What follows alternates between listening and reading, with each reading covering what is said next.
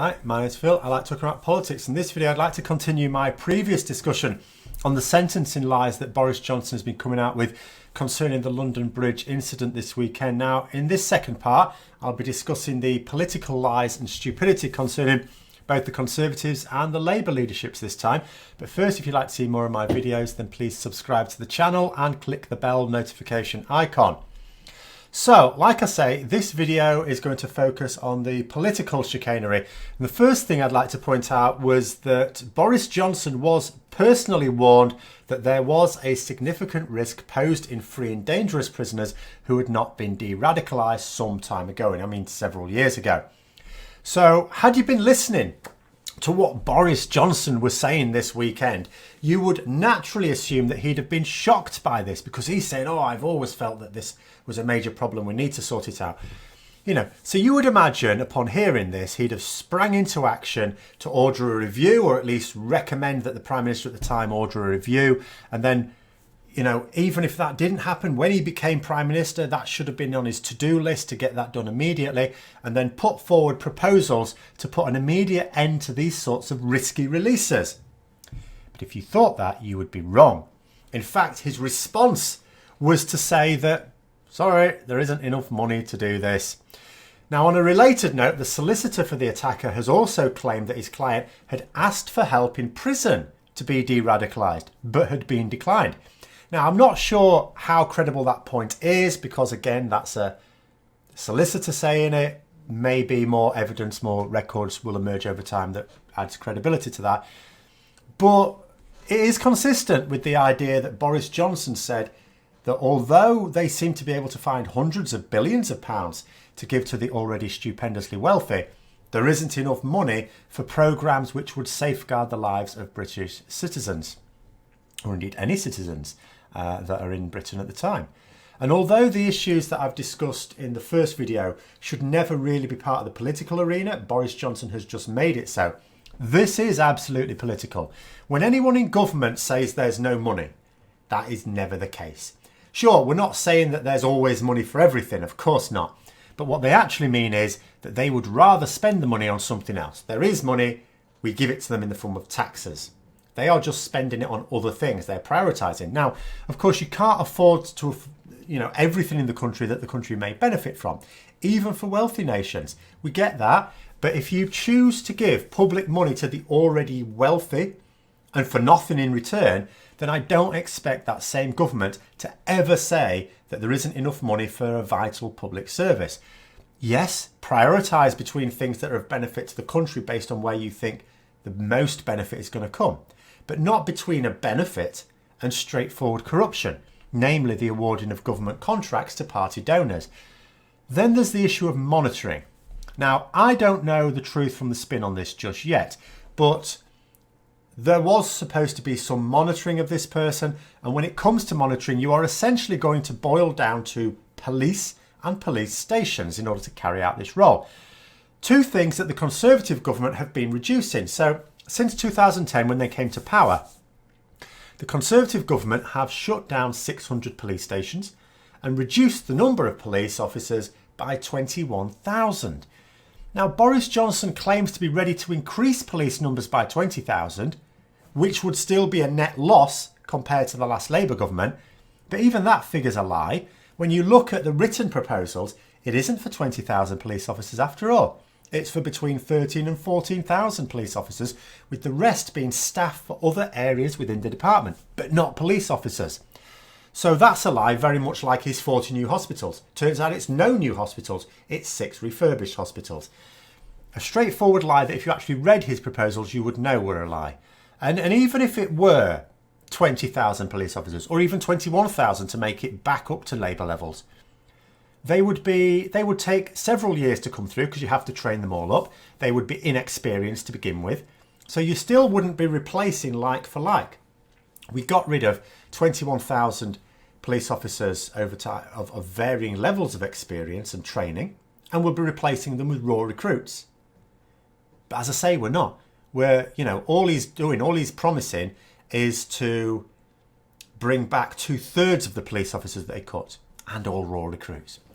And it's not just about the police either. The courts have been crippled by Tory cuts as well. This is down to two things essentially.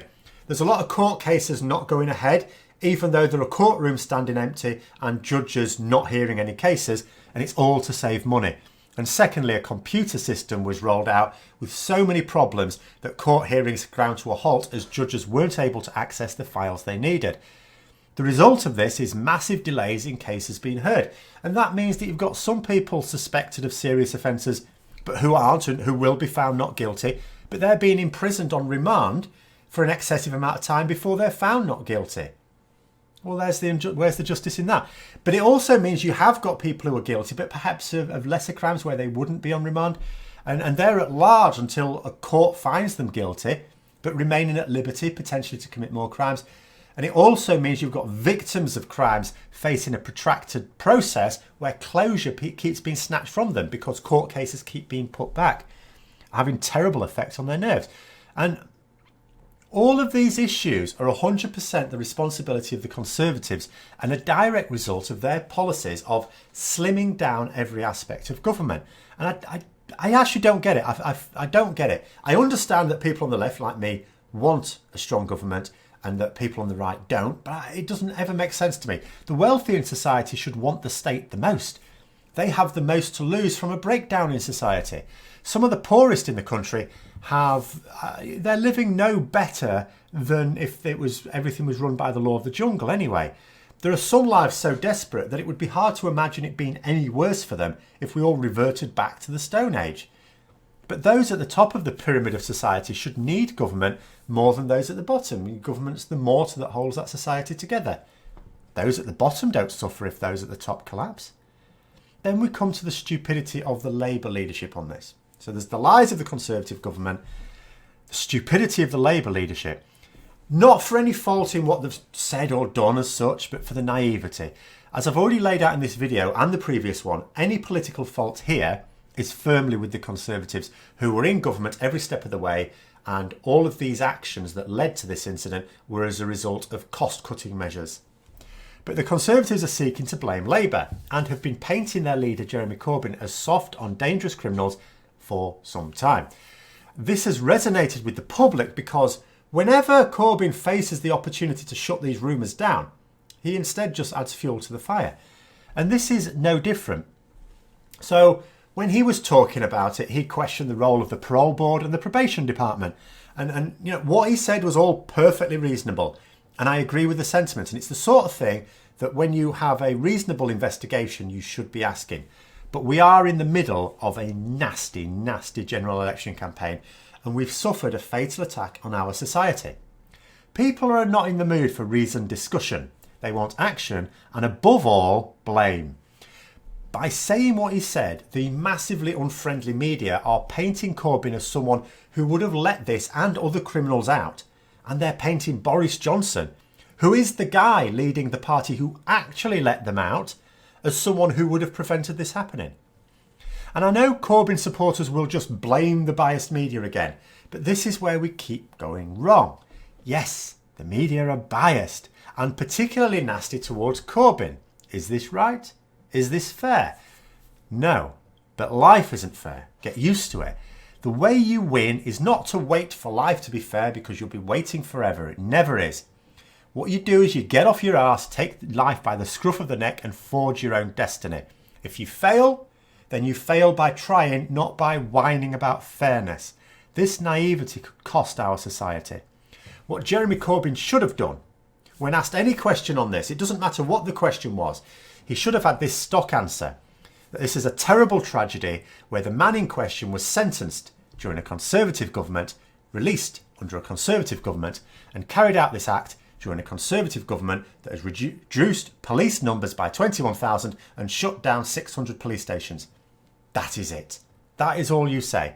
If a journalist asks you something else, you give the same answer. They have to quote you. So you make sure you only give them one quote and that it can't be misinterpreted. And that statement isn't a lie. Nobody is asking Corbyn to play at Johnson's game by lying, but play the political game of only giving an unfriendly media the quotes you want them to use. It's not difficult. All you do is you give them one quote. They have no choice but to use that quote. Reminds me of the time when John McDonnell, the second most senior Labour member of the Labour Shadow Cabinet, he was interviewed by a journalist again on the BBC some months ago. Again, it was going to be an unfriendly interview. And he was asked if Churchill was a hero or a villain. This is a transparent trap. But not only is it an easy one to see, but an easy one to avoid. Now, the fact is that anyone who knows much about Churchill's full political career knows that he did a great deal of harm. He was not a hero throughout his political career.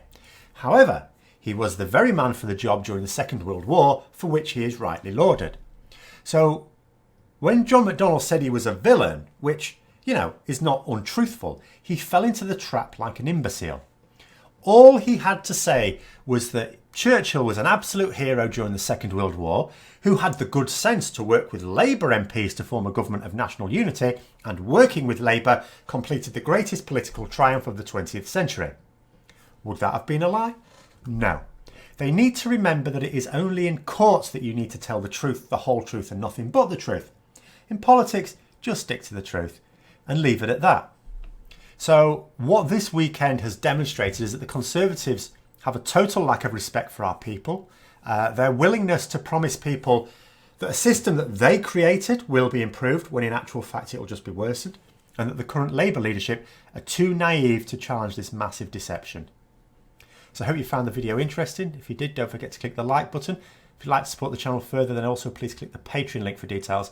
And until next time, I'll see you later.